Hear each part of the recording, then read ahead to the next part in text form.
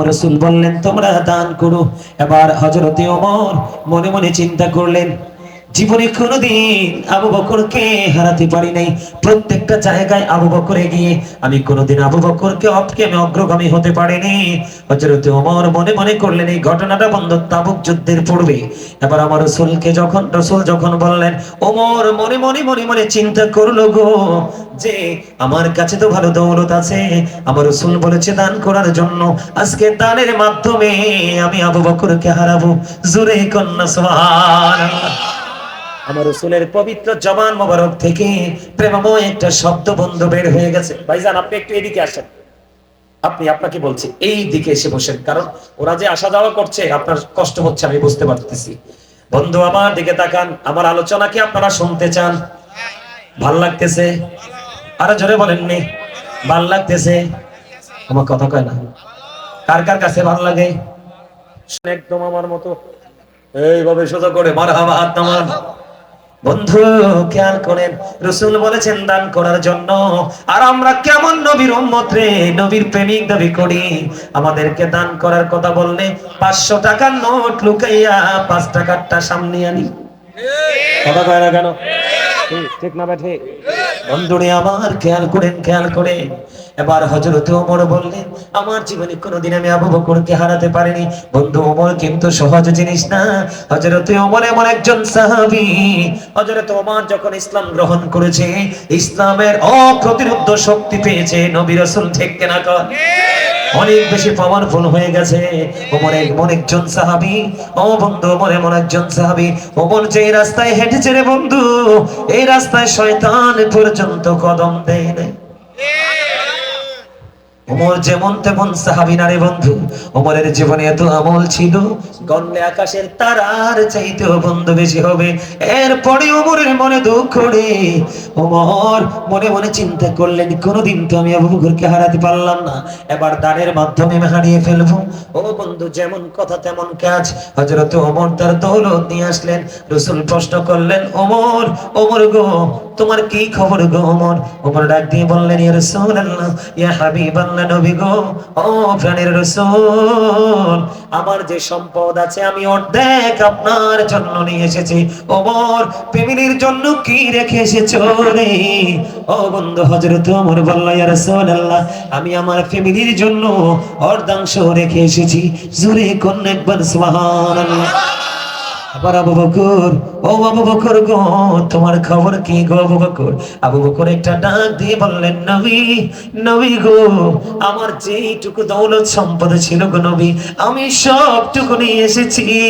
ফ্যামিলির জন্য কি রেখে এসেছো রে আবু বকর? আবার আবু বকর একটা ডাক দিয়ে বললেন, ইয়া রাসূলুল্লাহ, নবী গো, আমি আমার ফ্যামিলির জন্য আল্লাহ এবং আল্লাহর হাবিবকে রেখে এসেছি। জোরে কন্যা সুবহানাল্লাহ। বন্ধু হৃদয় খুলে শোনো গো, এই কি অবর্ণনীয় প্রেমের খবর। ও বন্ধু কত প্রেমময় প্রেমের খবর। বন্ধু আমার রাসূল বললেন, আবু বকরের সম্পদ আমার এত বেশি উপকারে লেগেছে, আর কারো এত উপকারে লাগেনি। এবার আবু বকর বন্ধু শুনতে দেরি রে। ও বন্ধু আবু বকরের দুটো চোখ দিয়ে বন্ধু ঝর্ণার মতো এবার পানি প্রবাহিত হচ্ছে। আবু বকর কেঁদে দিয়েছে, কাঁদতেছে আর ডেকে বলতেছে, ইয়া রাসূলুল্লাহ, ইয়া হাবিবাল্লাহ, নবী গো, শুধু আমার সম্পদ নয় গো, আমার জীবনটাও আমি আপনার জন্য রেডি রেখেছি। জোরে কন্যা সুবহানাল্লাহ। বন্ধু আবু বকর এমন একজন সাহাবী রে, ইসলামের সর্বপ্রথম পুরুষ ইসলাম গ্রহণকারী, ঠিক কিনা বলেন? আর জোরে বলেন না। ও বন্ধু প্রত্যেকটা নবী রাসূলের কিন্তু দুইজন উজির থাকে কি থাকে না? আপনার আমার প্রাণের রাসূলের উজির, ও বন্ধু আসমানে হলো জিবরাইল এবং মিকাইল, আর এই জমিনে হলো আবু বকর এবং ওমর। বন্ধু ও বন্ধু রে, আবু বকরের জন্য জাহান্নাম হারাম। আবু বকর হলেন সবচেয়ে বেশি জ্ঞানী। আবু বকর বন্ধু, ও বন্ধু বয়স্কদের জান্নাতি সরদার রে। ও বন্ধু রাসূল বলেছেন, আমি যদি আল্লাহ ছাড়া আর কাউকে বন্ধু বানাতাম রে, তাহলে আমি আবু বকরকে বানিয়ে নিতাম। জোরে কন্যা সুবহানাল্লাহ।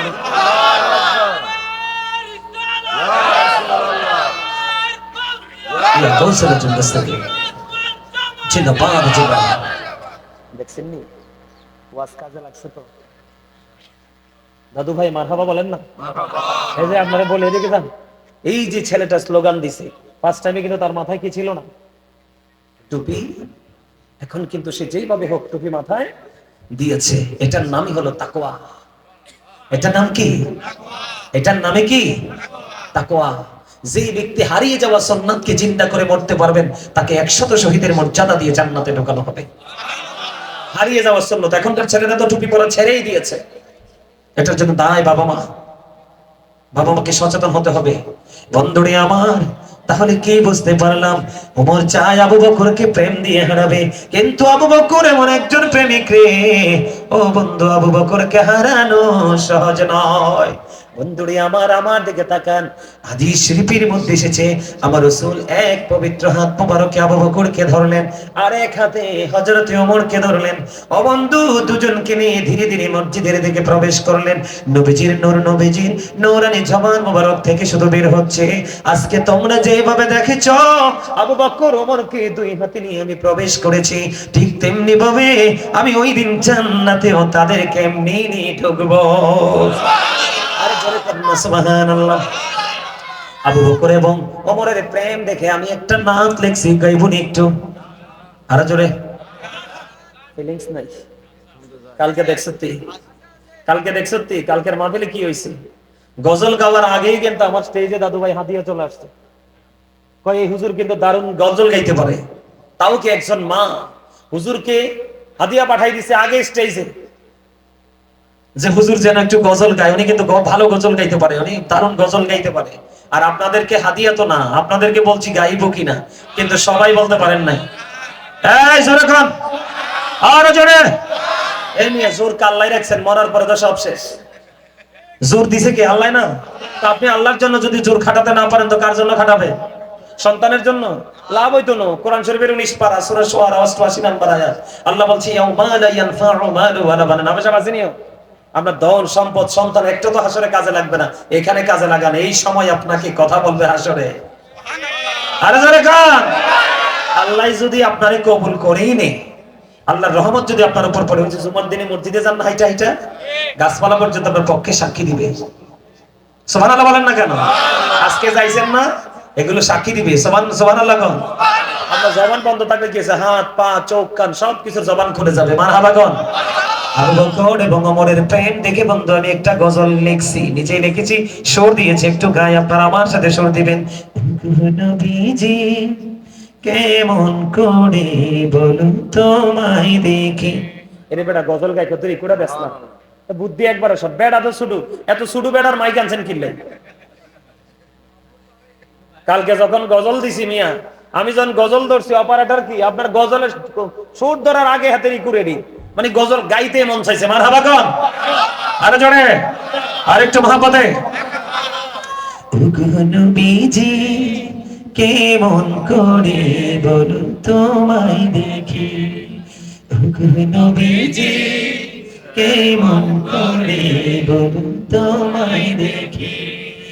আছো তুমি ওই মদিনায়, আছো তুমি ওই মদিনা, সঙ্গে নিয়ে দুই প্রেমিক সাথী, কেমন করে বল তোমায় দেখি। বলেন নবীজি কেমন করে বলো, বলেন নবীজি কেমন করে বলো তোমায় দেখি। দেখার আশা আমার মনে পুষে রেখেছি যতন করে। বলেন দেখার আশা পুষে রেখেছি যতন করে। পাই যদি গো নবী তোমার দিদার, শীতল হবে মোর দুটি আঁখি, কেমন করে বলো তোমায় দেখি। বলি নবীজি কেমন করে বলো। মারহাবা বলেন না। গজলটা অনেক লম্বা এবং কথাগুলো অনেক সুন্দর। যদি ভালো লাগে অনলাইন থেকে শুনবেন, পুরোটা অনলাইনে গাওয়া আছে। মারহাবা বলেন না, আরো জোরে বলেন না। আমি আরেকটা গজল লিখছি, আরেকটু গাইবো গাইবো। এই গজলের কথাগুলো খেয়াল করবেন। মোরা ধন্য হয়েছি ওগো ধন্য, শুধু নূর নবীজির জন্য। মোরা ধন্য হয়েছি ওগো ধন্য, শুধু প্রাণীর নবীজির জন্য। এই জীবনের যত গুনাহ ক্ষমা করে দাও তুমি, রহমত দিয়ে শ্যামল করে দাও মনের মরুভূমি। ফুলে ফুলে ভরে দিয়ে, ফুলে ফুলে ভরে দিয়ে আমায় করো পরিপূর্ণ। ওরা ধন্য হয়েছি ওগো ধন্য, শুধু প্রাণীর নবীজির জন্য। মাথা লাগান না, আরো জোরে। ফুল আর ফল মানে ঈমান এবং আমল।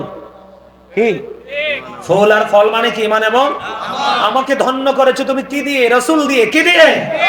আরো বেশি ধন্য হতে চাই ঈমান এবং আমল দিয়ে। আমার গজলের মূল অর্থই হলো সেইটা। ওটাও অনেক লম্বা, অনলাইন থেকে গাইবেন। তবে আরেকটা গজল মনে পড়ছে, গাইবো? ওটাও আমার লেখা, আমার সুর, গাইবো? আপনারা আমার সাথে সুর দিবেন, রাজি আছেন? আরো জোরে।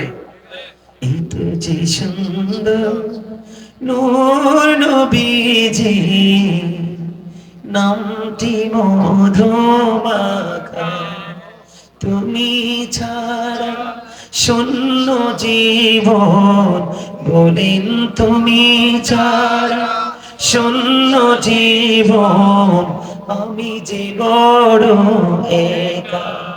বলেন এত যে সুন্দর নূর নবীজি, নামটি মধুমাখা। বলেন এত যে সুন্দর নূর নবীজি, নামটি মধুমাখা, তুমি ছাড়া শূন্য জীবন, আমি জীবন একা।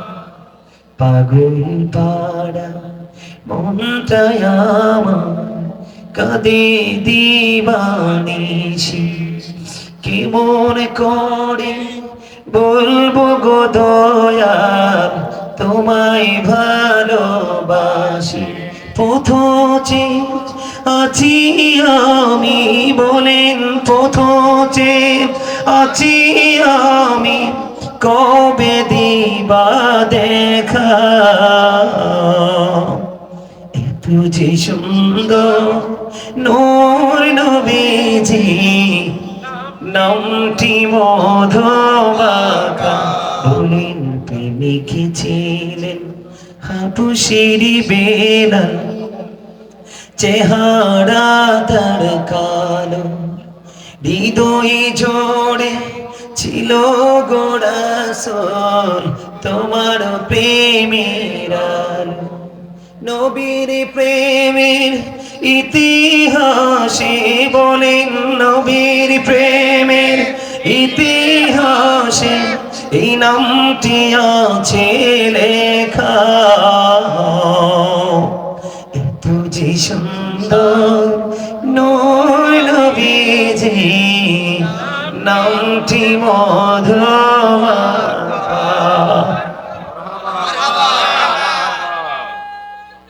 আল্লাহু আকবার। ইয়া রাসূলুল্লাহ, ইয়া রাসূলুল্লাহ।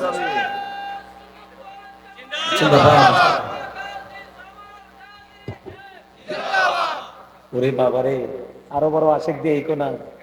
আরো জোরে। এই গ্রামের নাম কি? কি কি? গোয়াপঞ্চক। গোয়াপঞ্চকের পক্ষ থেকে লাল গোলাপ শুভেচ্ছা। মারহাবা কোন। আরো জোরে, আর একটু মহব্বতে। আমি আসলে অনেকদিন অসুস্থ, তো গলা ভাঙ্গা, অসুস্থ।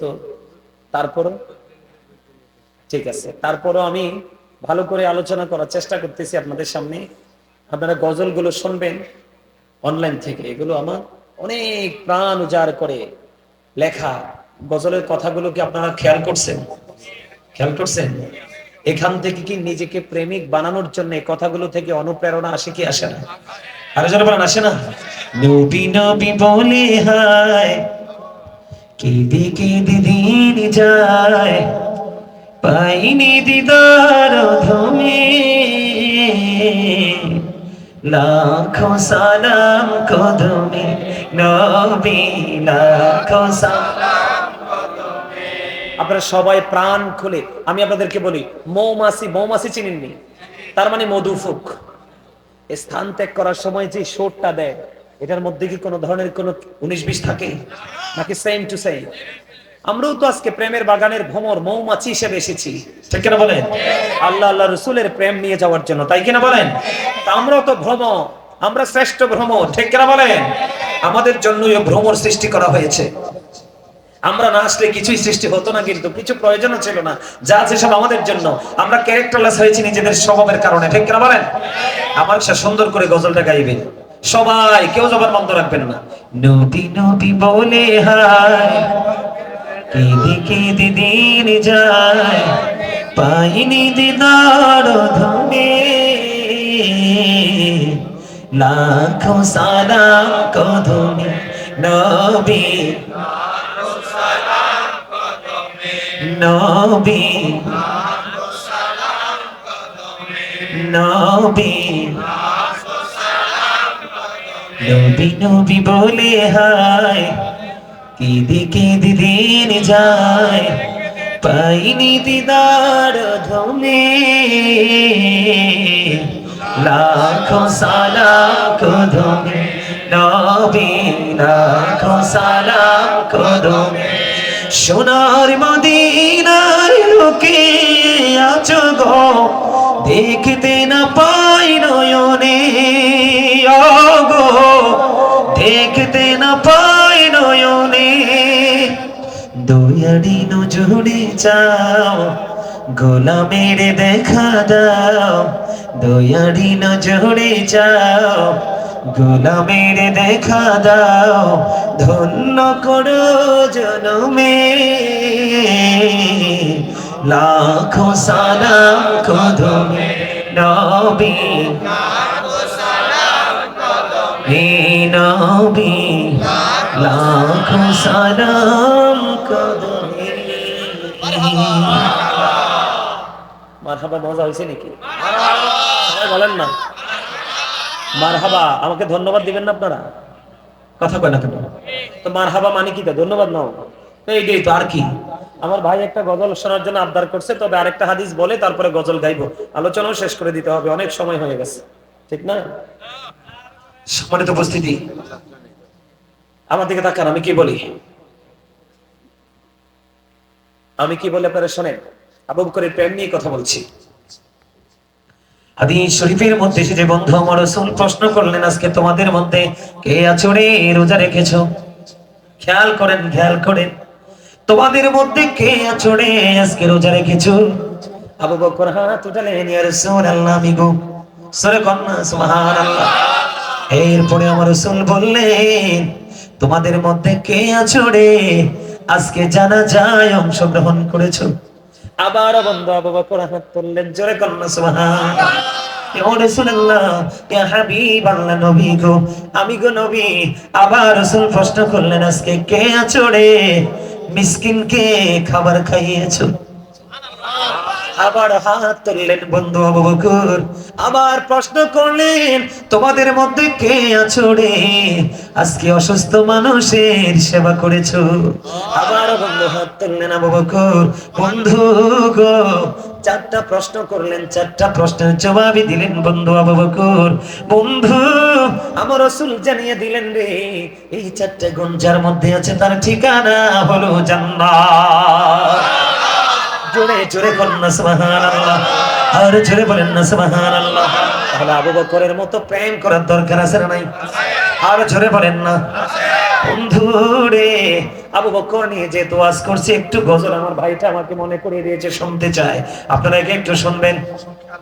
বিজ্ঞানীদের বিজ্ঞানী অঙ্গ নবীজি, এমন দয়াল নবী আর হাইবানি, এমন দয়াল নবী খোঁজা হাইবানি, বিজ্ঞানীদের বিজ্ঞানী অঙ্গ নবীজি।